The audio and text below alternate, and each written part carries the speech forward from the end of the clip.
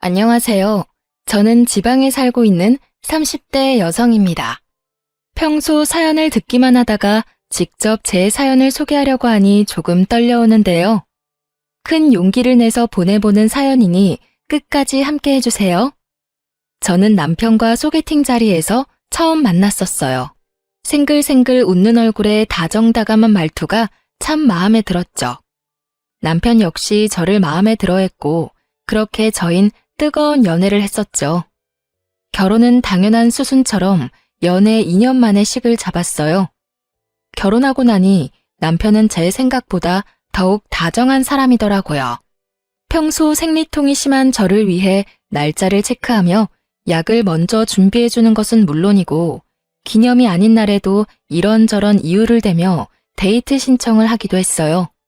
거기에다 퇴근길엔 가끔 제 생각이 났다며 꽃을 사오기도 했고요. 이런 남편의 단점을 굳이 뽑으라고 한다면 회사 일이 너무 바쁜 것이었어요. 여보, 이번 출장은 얼마나 걸려? 이번엔 1박 2일. 미안해, 자주 혼자 있게 해서. 아니야, 일이 바쁜 걸 어쩌겠어. 운전 조심하고 술 너무 많이 먹지 말고. 알겠지? 숙소 도착하면 영상통화할게. 영업직이란 직업 특성상 출장도 많고 접대 자리도 있어 불만이 있긴 했어요. 그래도 이렇듯 출장 시엔 숙소에서 영상통화는 물론이고 접대 자리에서도 자주자주 전화나 문자로 보고 아닌 보고를 해준 덕분에 늘 안심하고 기다릴 수 있었어요. 거기에다 평소에 워낙 잘하니 이쯤이야 대수롭지 않게 넘길 수 있는 문제가 되더라고요. 이런 저의 결혼 생활에 문제가 있다면 시댁이었어요. 결혼한 지 3년이 다 되어 가는데도 임신 소식이 전혀 없다는 것이 문제였죠. 시댁의 임신 압박 스트레스는 생각보다 더 힘들었고 결국 전 결혼 2년 차에 회사를 그만두고 본격적인 임신 준비를 위해 집에서 쉬기로 했죠. 그런데 집에서 쉬기 시작하니 더욱 시댁에서 저를 못살게 굴더라고요. 왜 다들 아시죠? 뻑하면 시댁으로 불러 온갖 스트레스 덩어리를 주는 그런 시집살이. 저도 별반 다르지 않았어요. 처음엔 임신 압박으로 시작된 시집살이는 점점 갖은 트집을 잡으며 이유 없는 시집살이가 되어가고 있었어요. 전 이때껏 받아본 적 없는 스트레스에 시달리게 되었고 그런 상황에 견딜 수 없었던 저는 결국 남편이 극구 반대하던 병원 이야기를 다시 꺼내게 되었어요. 여보, 우리 아무래도 병원에 가보는 게 좋을 것 같아. 또 그 이야기야? 난 그렇게까지 당신 고생시켜서 아기 가지고 싶지 않다니까. 그냥 기다리다 보면 자연스럽게 생기겠지. 조금만 더 기다려보자, 응? 남편은 여전히 싫다고 했고 결국 진짜 이유를 남편에게 말하게 되었죠. 그게 사실은 나 요즘 어머님 때문에 조금 힘들어서 그래. 거의 날마다 시댁으로 불러서 임신 가지고 뭐라고 하시기도 하고 요즘엔 온갖 트집이란 트집은 다 잡으셔.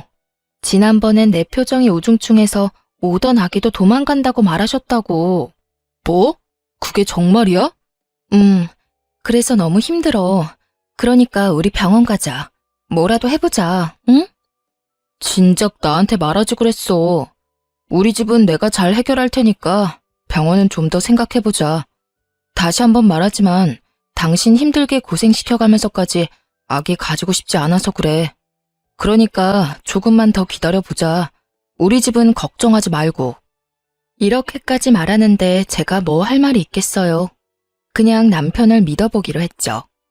무엇보다 저를 위하는 마음만큼은 제가 확신하고 있었으니 이제 좀 괜찮아지겠거니 했고요. 하지만 남편의 호언장담과는 달리 시모는 계속해서 저를 시댁으로 불렀고 혼자서 괴롭히는 것은 성에 차지 않았는지 어느 순간부턴 시누이까지 집으로 불러 두 사람이 합심해 저를 괴롭히기 시작하더군요. 이 또한 지나가리 하며 참고 또 참았는데 결국 저의 서러움과 화가 터져버리는 일이 생기고야 말았죠. 그날은 시모에게 전화가 와 미역국과 갈비찜을 먹고 싶으니 재료를 좀 사오라고 하더라고요. 전 그런가 보다 하고 장을 봐 시댁으로 갔고 시모의 닭달에 엉덩이 한번 땅에 붙이지 못하고 음식을 만들기 시작했죠. 한창 음식을 하다 보니 시누이가 왔고 역시나 시누이는 주방으론 얼굴도 비치지 않고 시모와 수다를 떨기 바쁘더라고요. 얼마나 얄미운지 요리하는 내내 정말 욕이 절로 입에 머무는데 얼마나 참았는지 모릅니다. 그렇게 음식을 다 하고 나자 마치 하이에나처럼 시누이와 시모가 주방으로 들어오더군요. 옳게, 다 했어? 네, 다 했어요. 간 좀 보실래요? 맛있어 보이네. 엄마, 이거 담을 통 좀 줘. 시누이는 시모에게 음식을 담을 통을 요구했고 시모는 묻지도 않고 당연하다는 듯 통을 주더라고요. 시모에게 통을 받은 시누이는 저에게 아무 말도 없이 음식들을 남김없이 통에 싸기 시작했어요. 도대체 이게 무슨 상황인가 싶더라고요. 제가 기껏 다 한 음식을 한 번 물어보지도 않고 당연하다는 듯이 통에 다 담아버리는 시누이와 그런 시누이에게 더 필요한 건 없냐고 하는 시모. 전 끓어오르는 화를 누르며 두 사람에게 물어봤어요. 아니, 이걸 왜 다 챙겨가시는 거예요? 저의 물음에 시모는 이렇게 말하더군요. 아, 그게 오늘 우리 사위 생일이라서 내가 챙겨가라고 불렀다. 너도 알다시피 얘가 음식 솜씨가 없잖니. 시모의 말을 들은 저의 인내심은 더는 남아있지 않았고 어이가 없어 표정이 점점 썩어가고 있었어요. 그런 제 표정을 본 시누이가 어이없게도 시비를 걸어오더군요. 옳게, 표정이 왜 그래? 혹시 기분 나빠? 평소에 저였다면 당연히 아니라고 하며 어떻게든 분위기를 좋게 이끌려고 했겠지만 저의 인내심은 바닥이었고 할 말은 하고 살자 싶더라고요. 계속해서 참고 살았다간 이대로 호구되는 건 불보듯 뻔한 일이었으니까요. 혹시가 아니라 당연히 기분이 나쁘죠. 누가 이런 상황에 기분이 좋겠어요? 예상치 못한 저의 대답에 시누이는 당황한 기색을 내비치며 입을 다물어버렸고 그런 시누이를 대신해 시모가 저를 나무라기 시작하더군요. 예, 너 먹는 거로 치사하게 구는 거 아니다. 이딴 음식이야 다시 하면 되는 거지. 뭐 그런 걸로 기분이 좋네 나쁘네 하는 거니? 어머님, 제가 지금 음식을 가지고 가지 말라고 하는 게 아니잖아요. 어쩌겠어요. 이미 다 챙긴 음식을요.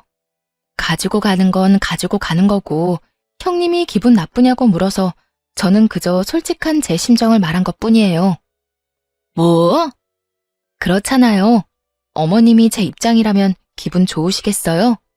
기껏 장 다 봐서 음식 만들었더니 고맙다, 미안하다 말 한마디 없이 이렇게 싹 챙겨가는데 거기에다가 아까 전화로는 어머님이 드시고 싶다고 했지 형님이 다 가지고 갈 거라는 말도 안 했잖아요. 제 입장에선 충분히 기분 나쁘지 않을까요? 그래서 기분 나쁘다고 말한 것뿐이니 음식은 다 가져가세요, 그냥. 꽤 당돌한 저의 태도에 두 사람은 벙찐 듯 저를 보더라고요. 그것도 잠시 신우는 노발대발 저에게 삿대질까지 하며 성질을 부리더군요. 내가 더럽고 치사해서 안 가지고 가. 옳게, 그러는 거 아니다 진짜. 이깟 음식이 뭐라고 어른들한테 눈 부릅뜨고 기분 나쁜 티나 팍팍 내고. 그래서 정말로 가지고 가지 않았을까요? 그럴 리가요. 큰 소리치며 화를 내던 시누이는 제가 화장실을 잠시 간 사이 그 많던 음식을 국물 한 방울 남기지 않고 싹 챙겨갔더군요. 시누이가 집으로 돌아가고 난 후 시모는 기다렸다는 듯 저를 혼내기 시작했어요. 오늘은 네가 100번 1000번 잘못한 거야. 어떻게 시어머니하고 시누이한테 그렇게 인상을 쓰면서 기분이 나쁘다고 말할 수가 있니? 나 때는 정말 생각도 못한 일이다. 알겠니? 이때는 정말 대꾸하고 싶지도 않더라고요. 대꾸를 해봤자 이야기만 길어지고 욕만 더 먹겠지 싶어 입을 다물고 있으니 결국 또 시모의 입에선 지겹도록 들어온 임신 이야기가 흘러나오더라고요. 네가 그런 식으로 마음보를 쓰니 아기가 안 생기는 거야. 알겠어? 평소에 많이 베풀고 마음을 곱게 써야지 임신도 잘 되지. 말이 나왔으니까 하는 말인데 너희 노력은 하고 있니? 네, 매번 말씀드리지만 아기 저희도 원하고 있고 그만큼 노력도 하고 있어요. 그러니까 임신 이야기는 좀 그만하시면 안 될까요? 스트레스 받으면 임신이 더 안 된다고들 하잖아요. 안 할 수가 있어야 안 하지. 너희 병원이라도 가봐야 하는 거 아니야? 에휴, 다른 집 애들은 임신만 잘 된다고 하던데 우리 아들이 문제가 있을 리는 없고. 너 검사는 해봤니? 너한테 문제 있는 거 아니니? 그러지 말고 너 혼자 병원 좀 가보렴. 혼자 가기 그러면 내가 따라가 줄 테니 예약부터 좀 잡아봐.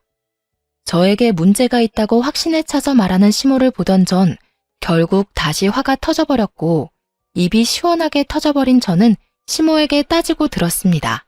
어머님, 혹시 아범 전화 못 받았어요? 아범이 전화한다고 했는데요.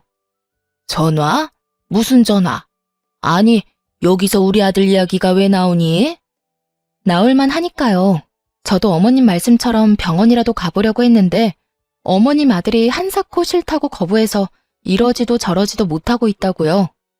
저라고 손 놓고 있고 싶어서 이러고 있는 줄 아세요? 어머님, 임신 안 돼서 제일 힘든 사람은 저라고요, 저. 우리 아들이? 왜 그랬지? 너 혹시 거짓말 하는 거 아니니? 제 말이 거짓말인지 아닌지는 그렇게 사랑하시는 아들한테 직접 전화해서 물어보면 되는 일이지 않을까요? 그러니까 이제 임신 가지고 저한테 그런 식으로 말씀하지 마시고 아범한테 말씀하세요. 자세한 이야기도 아범한테 들으시고요. 이렇게 계속 스트레스 받다간 어머님 말씀대로 오려던 아기도 도망가게 생겼으니까요.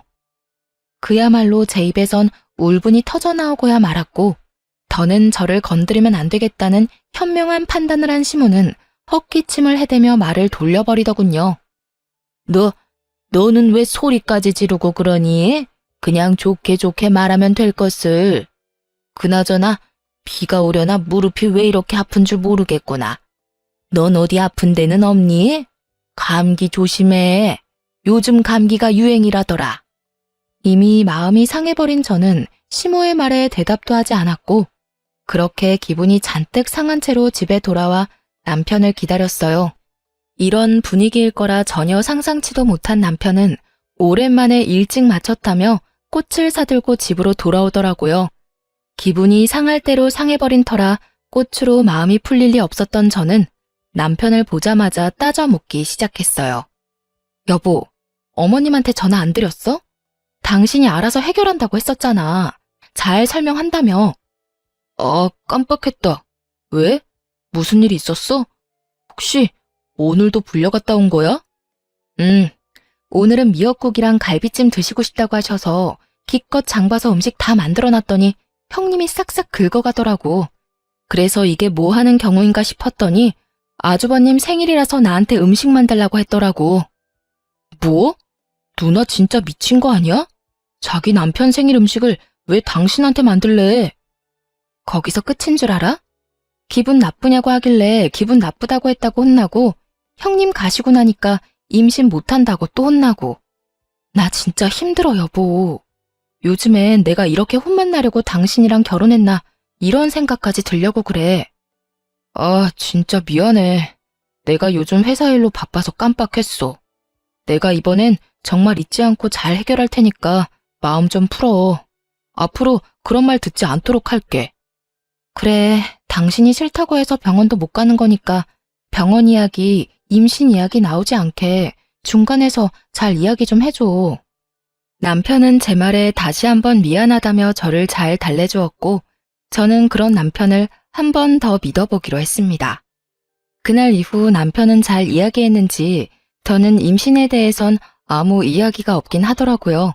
그렇다고 해서 시집살이가 아예 사라진 건 아니었어요.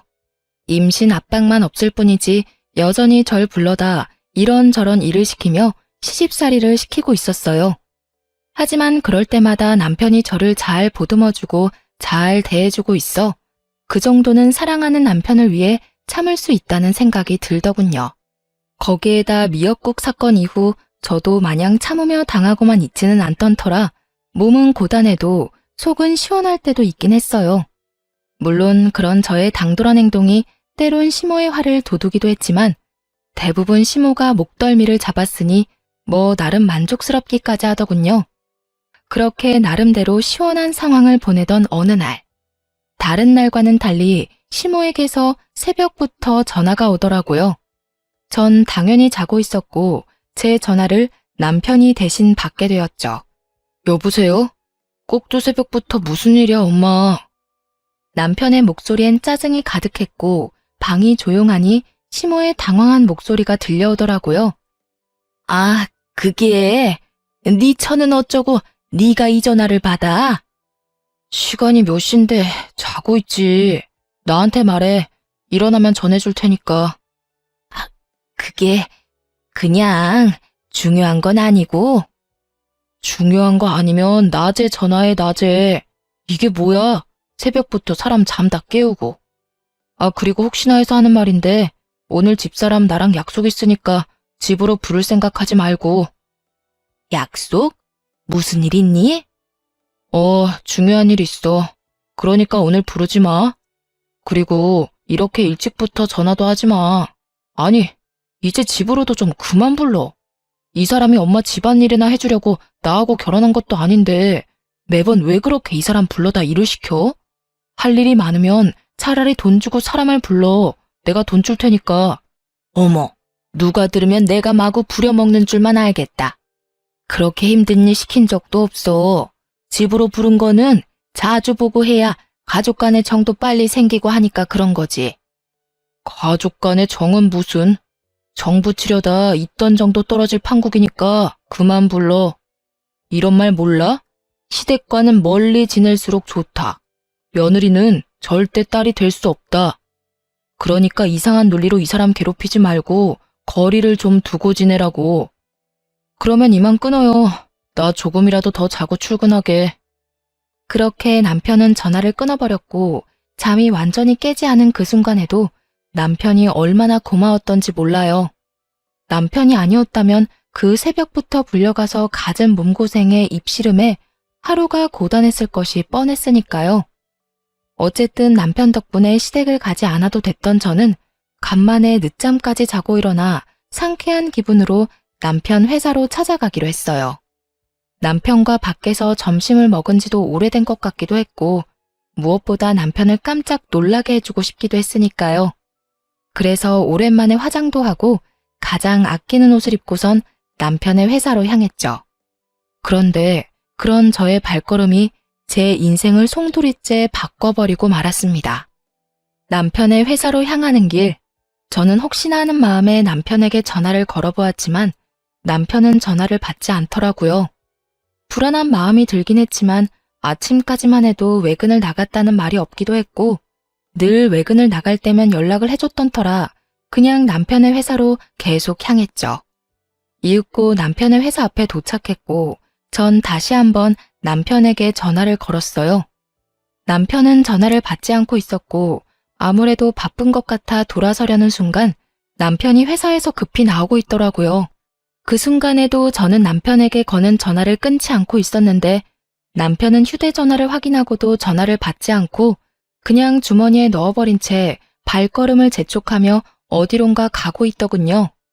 저는 남편의 뒤를 필사적으로 뒤쫓고 있었고 바쁘게 걷던 남편은 이윽고 어느 차에 빠르게 올라타더군요. 남편이 탄 차가 출발하는 그 짧은 찰나에 전 보고야 말았어요. 운전을 하던 사람은 여자였고 환하게 웃고 있는 그 여자와 남편은 그 찰나의 순간 포옹을 나눈 후 손을 맞잡는 모습을요. 워낙 순식간에 그리고 너무나도 충격적인 광경에 도저히 뒤쫓을 생각조차 못한 채 그 자리에서 굳어버렸어요. 제가 그렇게 굳어있는 사이 두 사람이 탄 차는 제 시야에서 사라지고 없더군요. 아무리 생각해도 믿기지 않았어요. 제 두 눈으로 확인했지만 믿고 싶지 않았죠. 꿈에서도 남편의 외도는 상상조차도 해본 적이 없기도 했고 그간 남편에게서 그런 낌새도 느끼지 못했던 터라 그 충격이 더욱 컸죠. 누가 상상이나 했겠어요? 출장이 잦긴 했지만 늘 자기 전엔 숙소에서 이불을 덮고 영상통화를 했었고 때론 제가 귀찮다고 느껴질 정도로 어디를 가나 사진을 찍어 보내주곤 했으니까요. 그것뿐인가요? 시댁과의 마찰에서도 늘 제 편이었고 혹시나 제가 힘든 일이 생길까 싶어 굳이 말하지 않아도 스스로 나서 저의 방패막이 역할을 해주곤 했던 남편이었는데 그런 남편이 외도를 저지르고 있다니 정말 상상도 못한 상황이었어요. 그 자리에 한참을 서 있었다가 집으로 돌아왔죠. 집으로 돌아온 저는 제가 본 광경을 떠올리고 또 떠올렸지만 아무리 떠올려봐도 믿을 수가 없었어요. 지금 생각하면 참 바보 같지만 그때는 차라리 제 두 눈이 이상한 거라고 믿고 싶기도 했으니까요. 하여튼 전 더 확실히 확인할 필요가 있다고 생각했고 남편을 기다렸어요. 그날 저녁 남편은 집으로 돌아왔고 전 아무것도 모르는 척 남편에게 물어보았어요. 여보, 오늘 왜 전화 안 받았어? 그게 오늘 갑자기 거래처 사람 만나야 할 일이 생겨서 정신이 없었어. 중요한 거래처였거든. 아, 그랬어? 난 또 전화 안 받길래 무슨 일 있는 줄 알았지. 당신도 참. 내가 회사에서 무슨 일 있을 게 뭐 있어. 당신이야말로 무슨 일 있었어? 전화 여러 통 한 것 같던데. 아니, 그냥 오랜만에 당신이랑 점심이나 먹을까 했지. 밖에서 점심 같이 한 지 오래된 것 같아서 말이야. 생각해보니 그렇네. 다음에 점심 먹자. 내가 좀 한가한 날 연락할게. 그래, 피곤할 텐데 먼저 자. 대충 얼버무리며 상황을 넘긴 저는 남편이 잠들기만을 기다렸고 남편이 깊이 잠이 든 것을 확인한 저는 휴대전화를 살펴보기로 했어요. 하지만 남편의 휴대전화는 잠긴 상태였고 아무리 머리를 굴려봐도 도저히 풀 수가 없더군요. 그래서 전 며칠 동안 남편이 휴대전화를 만질 때마다 티 안 나게 신경 써서 관찰했죠. 그렇게 3일 노력한 끝에 비밀번호를 알게 되었어요. 그렇게 열리게 된 판도라의 상자는 정말 충격의 연속이었습니다. 우선 상간녀의 정체는 다름 아닌 거래처 사람이었고 두 사람은 한두 달 짧게 만난 사이가 아닌 좋기 1년은 넘은 사이더군요. 거기서 끝이 아니었어요. 남편은 틈틈이 업소도 다니고 있는 듯 했는데 적어도 한 달에 한두 번은 예약한 문자가 남겨져 있더라고요. 그 모든 것이 충격적이긴 했지만 그중 가장 충격적이었던 건 당연히 상간녀와의 대화였어요. 자기야, 우리 이러다 나 임신이라도 덜컥하면 어떻게 해? 그런 걱정은 하지도 말라니까. 어떻게 걱정을 안 해?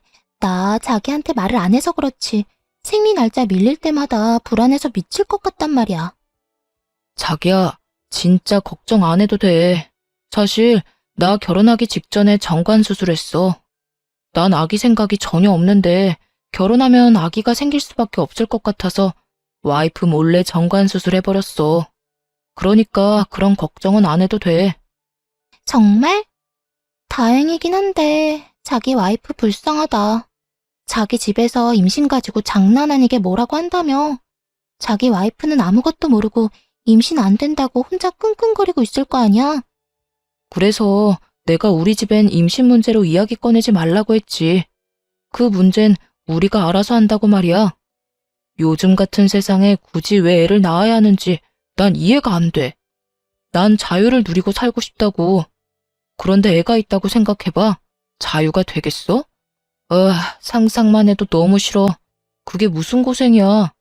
밖에선 돈 번다고 힘들고 집에 들어가선 애랑 마누라 본다고 힘들고 안팎으로 그게 무슨 고생이냐고. 그야말로 억장이 무너지더라고요. 되지도 않을 임신해보겠다고 그간 열심히 다녔던 회사까지 그만두고 노력하고 있는데 남편이란 인간은 밖에서 온갖 더러운 짓과 함께 저 몰래 수술까지 했다뇨. 그러면서 집에 와서는 세상에 둘도 없는 다정한 남편인 척 연기한 그간의 행실이 떠오르며 온몸에 소름이 돋더군요. 남편의 휴대전화를 살펴보며 이혼을 마음먹게 되었고 이혼 시 확실한 증거를 위해 남편에게 사람을 붙이게 되었습니다. 그렇게 때를 기다리며 복수를 계획하고 있는데 남편의 출장 소식이 들려오더라고요. 얼마나 기뻤는지 몰라요. 그 출장은 외도 여행임이 분명했으니까요. 그렇게 내적 기쁨으로 설레는 나날들을 보내고 있는데 한동안 조용하던 시모에게서 또 연락이 오더라고요. 아가, 오늘 바쁘니? 들어보니 우리 아들 출장 갔다고 하던데. 그게 바쁜 일 없지? 뭐 때문에 그러시는데요? 다름이 아니라 저번에 네가 해준 갈비찜이 너무 맛있어서 그러는데 오늘 와서 좀 더 해주면 안 될까? 갈비찜이요? 그래, 갈비찜. 그거 하는 김에 잡채랑 전복구이, 그리고 전 3가지 정도도 간단하게 해주렴. 급하니까 지금 바로 장 봐서 오려무나. 제가 바보가 아닌 이상 알 수 있더군요. 이번에도 신우이의 짓이구나 하고요. 누가 들어도 잔치 음식임을 알 수 있었고, 또 내 손을 빌려 신우이의 시댁어른 중 한 명의 생일상을 차리려고 하는구나 하고요. 그렇게 전 100% 신우이가 필요한 것이라 확신했고, 알겠다고 말하고선 장을 봐 시댁으로 갔어요. 시댁에 들어서는 저의 예상대로 신우이는 소파에 앉아 TV를 보고 있었고, 저를 보고서도 인사조차 하지 않더군요. 이번에도 음식을 다 만들었다 싶으니 신우이는 주방으로 슬금슬금 들어와 고맙다는 말 한마디 없이 음식만 쏙 챙겨가 버리더군요. 저 역시 기대도 하지 않았던 터라 그냥 그렇게 신우이를 보내주었고, 저 역시 집으로 돌아가기 위해 가방을 챙기니 시모가 득달같이 다가와 닥달하더라고요. 너 뒷정리는 안 하니? 주방을 저꼴로 만들어 놓고 그냥 가면 뒷정리는 누가 해? 평소 저는 정리를 하며 음식을 하는 스타일인데 그날은 정리는커녕 더욱 어지르며 음식을 만들었고 그 덕분에 주방은 엉망진창이 되어 있었죠. 일부러 주방을 그 꼴을 만들었던 저였기에 저는 시모를 바라보며 이렇게 말했어요. 어머님, 저도 웬만하면 뒷정리까지 해놓고 가고 싶은데 아시다시피 오늘 만든 음식 가짓수가 많잖아요. 그래서 그런지 몸살이 오려나 몸이 으실으실한 게 금방이라도 쓰러질 것 같아서요. 그러니까 뒷정리는 어머님이 좀 해주세요. 그럼 저는 먼저 가볼게요. 저의 천연덕스러운 연기에 시모는 콧방귀를 끼며 어떻게 해서든 저를 붙잡으려고 했지만 저는 시모의 모든 손길과 말을 무시한 채 집으로 돌아와 버렸어요. 그렇게 룰루랄라 집에서 즐거운 시간을 보내고 있는데 신우이에게서 전화가 오더군요. 옳게. 도대체 음식을 어떻게 한 거야? 간 안 봤어? 음식이 죄다 짜고 달고 쓰고, 아우 정말. 이게 뭐야? 그래요. 누구 좋으라고 정성껏 맛있는 음식을 차릴 필요가 있겠어요? 음식으로 장난치지 말라는 말이 있지만 한번 당해바란 심정으로 소금 2봉지와 간장 1통을 거기서 다 쓰고 왔어요. 당연히 사람이 먹을 만한 음식이 아니었는데 여우 같은 신우는 당당하게 자신이 요리했다고 시댁에 가져간 거였죠. 간도 하나 안 보고 말이죠. 자기가 직접 요리한 척 연기한 가증스러운 신우에게 한마디 건넸어요. 그렇게 잘하면 형님이 직접 하시지 그랬어요? 뭐? 지금 그걸 말이라고 해? 이딴 식으로 할 거였으면 내가 했지. 왜 한다고 나서서 이런 망신을 당하게 해? 아니, 해달라고 한 사람이 누군데 이제 와서 제 탓을 하세요? 저는요, 해달라고 해서 해준 것뿐이지 맛있게 한다는 말은 한 적이 없다고요. 제 말에 약이 오를 대로 오른 신우이는 언성을 높이며 화를 내기 시작하더라고요. 야, 너 말 다 했어? 너 일부러 이딴 식으로 만들었구나. 일부러 그랬다. 오냐오냐 해주니까 내가 무슨 혹은 줄 알았나 본데. 야, 앞으로 네 식구들 입으로 들어갈 음식은 네 손으로 직접 해먹여. 자신 없으니 네 엄마 시키던가. 어디서 이거 해라 저거 해라 시켜먹고 난리야? 뭐? 너 진짜 미쳤어? 나한테 이딴 식으로 굴고도 무사할 줄 알아? 아이고, 무서워라. 너무 무서워서 온몸이 다 떨리네. 야, 너 진짜 이딴 식으로 나올 거야? 이딴 식으로 나올 거니까 더 험한 말 듣고 싶지 않으면 전화하지 마. 다시 한번 이딴 일로 나한테 연락하면 나도 진짜 가만 안 있을 거니까. 내가 네 잘난 그 시댁에 연락해서 당신네 며느리가 사실은 아무것도 할 줄 모르면서 그저 머릿속엔 돈밖에 모르는 머리 빈년이라는 사실 다 알려버릴 테니까. 알겠어? 저의 으름장에 신우이는 갖은 욕설로 대응하고 나섰지만 더 들을 가치도 없다고 판단된 저는 그냥 전화를 끊어버렸어요. 그리고 몇 분이나 지났을까요? 이번엔 시모에게서 전화가 오더라고요. 너 진짜 제정신이니? 음식을 일부러 그따위로 한 것도 모자라서 네 시누이한테 막말까지 했다고? 네가 시댁을 어떻게 보길래 그딴 짓거리를 해? 얼마나 우리 집안을 우습게 보고 있으면 겁 없이 그딴 짓을 벌이냐고. 오는 말이 곱지 않았으니 나가는 말이 곱지 않았던 건 당연한 거 아닐까요? 뭐? 승연이가 너 제정신 아닌 것 같다고 하더니 정말 미친 거니? 정신 차려. 나 네 친구 아니고 네 시엄이다. 어디서 말을 그따위로 하는 거야? 너 진짜 크게 혼나야 정신 차릴 거니? 아니, 제가 뭘 잘못했다고 혼까지 나야 하나요? 애초에 두 사람이 저한테 한 행실 자체가 말도 안 될 뿐더러 파렴치한 행동이라곤 생각 못하는 건가요? 제가 그 집 노예도 아니고 틈만 나면 불러서 시켜먹는 것도 모자라 형님 시댁 잔치 음식까지 시키는 건 정말 도를 지나치는 행동 아닌가요? 제가 무슨 그 집 종인가요? 가족끼리 서로 도울 수도 있는 거지 뭘 그렇게까지 비하하고 난리니? 비하요? 정말 그렇게 생각하세요? 그럼 제가 저희 친정 부모님 생신날 형님 불러다 음식 시켜도 괜찮겠네요. 어머님 말대로 가족끼리 돕는 거니까요. 마침 곧 있으면 저희 아빠 생신인데 그때 그럼 부탁 좀 드리면 되겠어요. 뭐? 그건 경우가 아니지. 어디 손윗 사람을 불러다 친정 잔치상 차리는 걸 시켜? 그런 경우가 세상에 어디 있니? 그러니까요. 이제 제 입장이 이해가 되세요? 그러니까 다신 이런 일로 저한테 연락하지 마시고 저 역시 시댁에 다신 발걸음도 안 할 거니 부르지도 마세요. 이혼할 마음을 먹고 나니 더는 부당한 대우를 참아줄 필요도 이유도 없었기에 전 그간 하고 싶었던 말을 토해내고 전화를 끊어버렸어요. 일방적인 끝맺음에 시모는 득달같이 전화를 해댔지만 전 사뿐히 그 전화들을 무시해버렸습니다.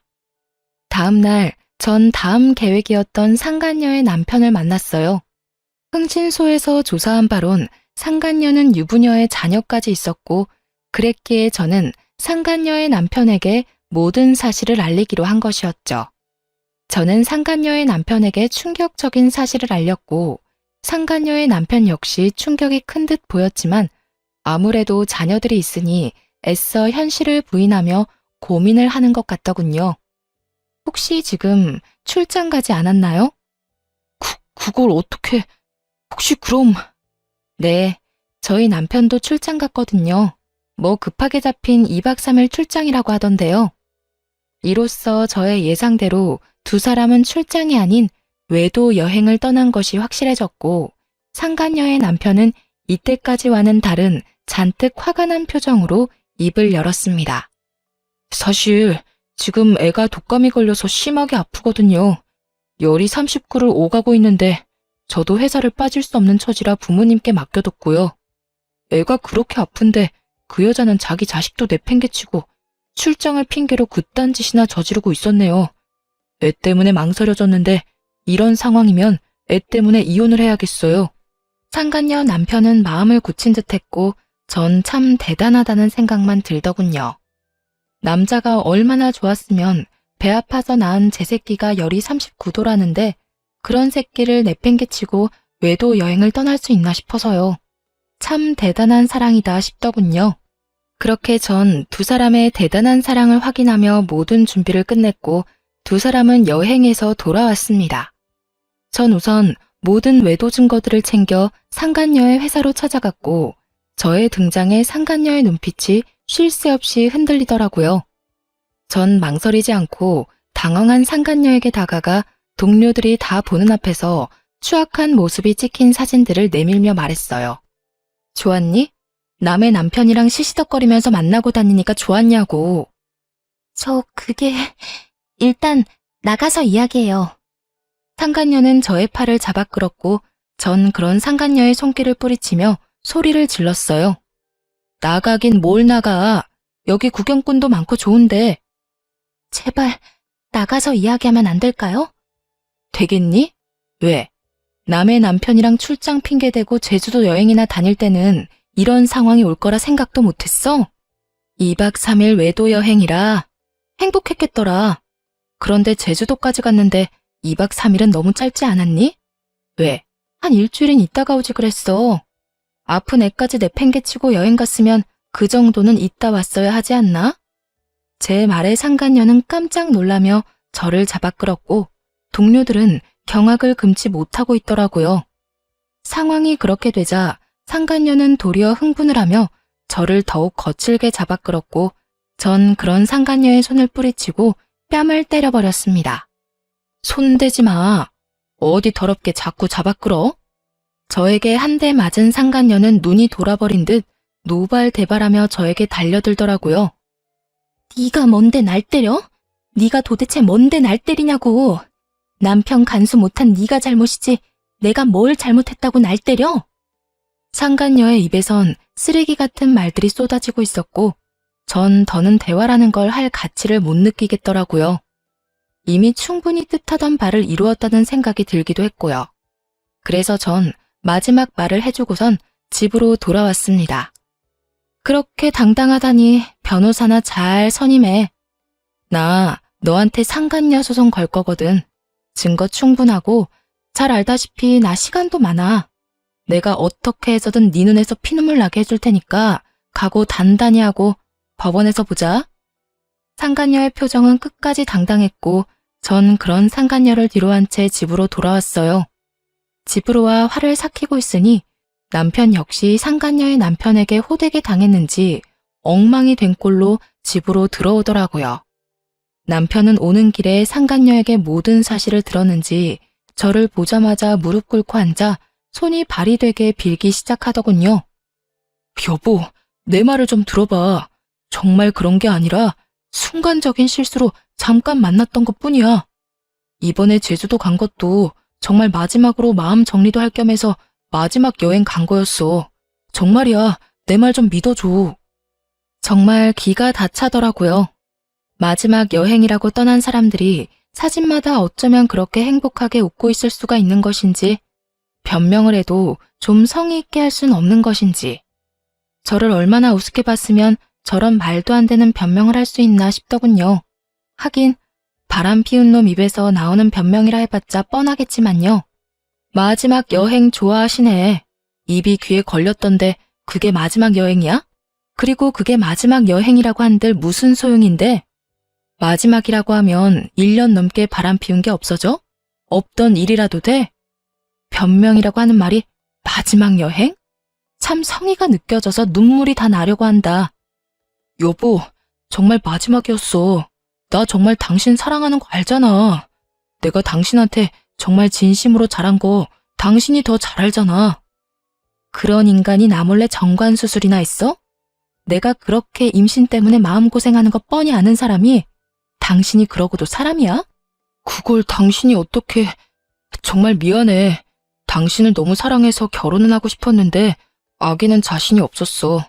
요즘 자식 하나 키우는데 돈도 많이 들기도 하고 아무래도 아기 낳고 나면 많이 싸운다고들 하니까 그냥 우리 두 사람 즐기면서 살고 싶었어. 남편의 마지막 말에 참지 못하고 뺨을 날려버렸어요. 우리 두 사람이라니 정말 너무 화나서 손이 벌벌 떨리더라고요. 우리 두 사람? 너 진짜 웃긴다. 딴 년하고 즐길 거 다 즐기려고 묶은 주제. 뭐? 우리 둘이 즐겨? 그럼 왜 몰래 묶었어? 그렇게 중요한 일은 나하고 상의라도 했어야지. 난 그것도 모르고 당신 엄마한테 온갖 모진말이란 말은 다 들으면서 살았는데 그런 식으로 날 속일 거면 나하고 결혼은 왜 한 거야? 더러운 짐승만도 못한 자식. 그냥 이 여자 저 여자 만나면서 즐기고 살지 왜 내 인생까지 구렁텅이로 몰아넣었냐고. 전 울분을 토해내기 시작했고 그런 저를 남편이 안으려고 손을 뻗더라고요. 그 순간 전 그 손을 뿌리치고선 다시 한번 뺨을 있는 힘껏 때려버렸습니다. 남편은 할 말이 없었는지 부르튼 뺨을 감싸며 바닥만 쳐다보고 저도 아무 말 하지 않았어요. 몇 분간의 정막이 흘렀죠. 전 그런 남편에게 이혼을 통보해버렸어요. 우리 이혼하자. 이런 꼴까지 다 봤는데 더 같이 살 이유가 없잖아. 저의 이혼 통보에 남편은 울고불고 매달리기 시작하더군요. 안 돼. 이혼이라니. 내가 당신 없이 어떻게 살아. 이혼은 절대로 안 돼. 당신이 나 한 번만 용서해줘. 내가 앞으로 지금보다 더 당신 위하면서 살게. 더 노력하면서 당신만을 위해서 살게.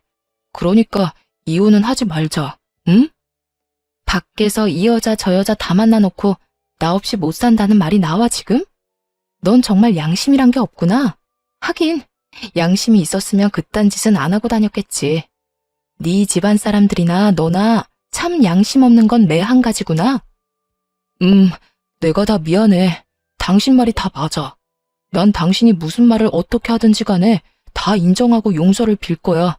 그러니까 이혼은 하지 말자. 나 정말 당신 없이는 안 돼.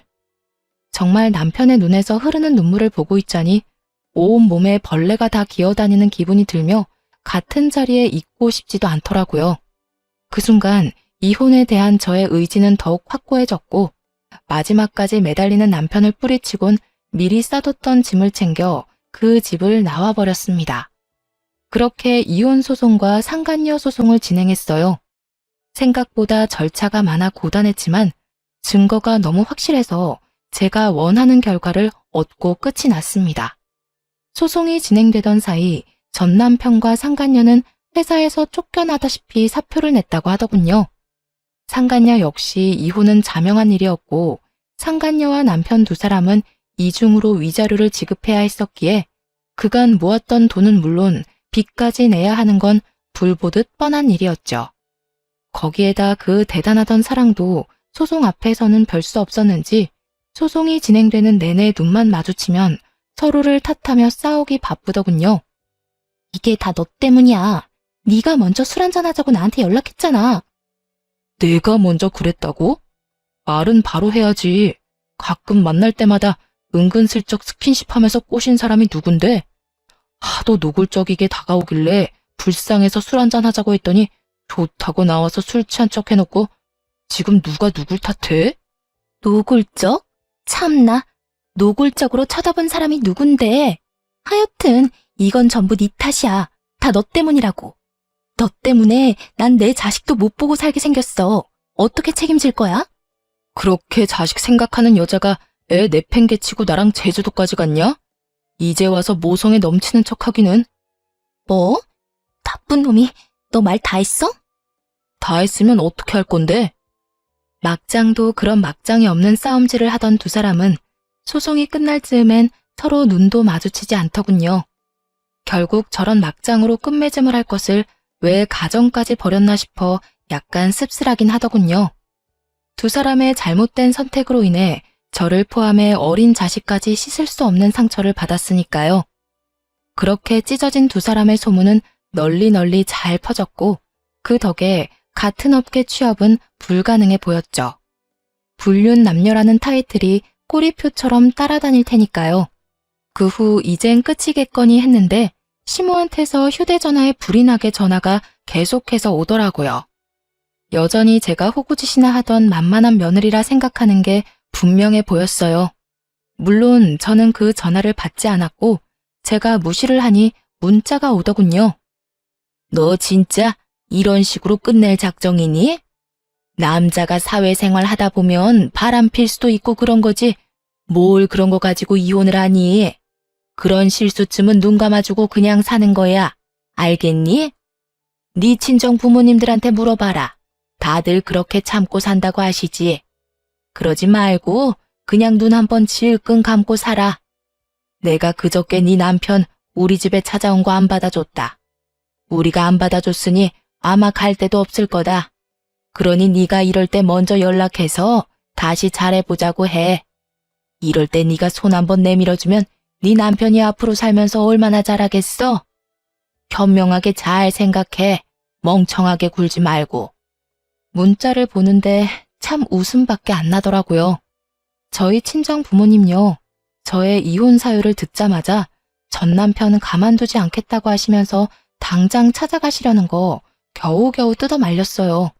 꼴 같지도 않은 전 시모의 문자에 네 딸한테나 그렇게 말하라고 쏘아붙여주고 싶은 거 괜히 말 섞고 싶지도 않아 답장은커녕 차단으로 답을 대신했네요. 그 후론 저는 잘 지내고 있어요. 사실 잘 지내기 시작한 건 얼마 되지 않았어요. 이혼은 하고 난 후 처음에는 참 힘들더라고요.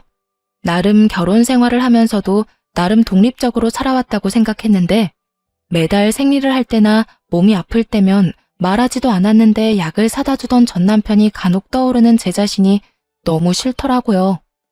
이혼을 후회했다 이런 마음이 든 건 전혀 아니었지만 이따금 찾아오는 외로움과 쓸쓸함이 저를 참 많이도 괴롭히긴 했었어요. 하지만 시간이 약이라는 말이 있듯이 차츰차츰 전 괜찮아졌고 얼마 전엔 취업도 했어요. 전에 다니던 회사는 아니지만 꽤 괜찮은 회사에 취업하게 되어 하루하루 바쁘지만 온전히 저를 위한 시간을 보내며 잘 지내고 있답니다. 새로운 보금자리는 위자료 받은 걸로 해결했어요. 덕분에 시간적으로나 금전적으로나 조금은 여유로운 생활을 하고 있어요. 처음 이혼을 하고 난 후 밖에서 혼자 밥 먹는 것이 참 어색하고 힘들었는데 요즘엔 혼자 식당도 잘 다니고 혼자 조용한 카페에 가서 책도 읽으며 시간을 보내기도 해요. 하여튼 요즘은 힘들다, 슬프다 이런 감정을 느낄 새도 없이 하루하루 행복하고 알차게 지내며 나름 만족스러운 삶을 살아가고 있답니다. 이로써 저의 이혼 사연은 끝이 났습니다. 많은 조언과 응원 부탁드리며 지금까지 저와 함께 해주셔서 감사합니다. 좋은 하루 되세요.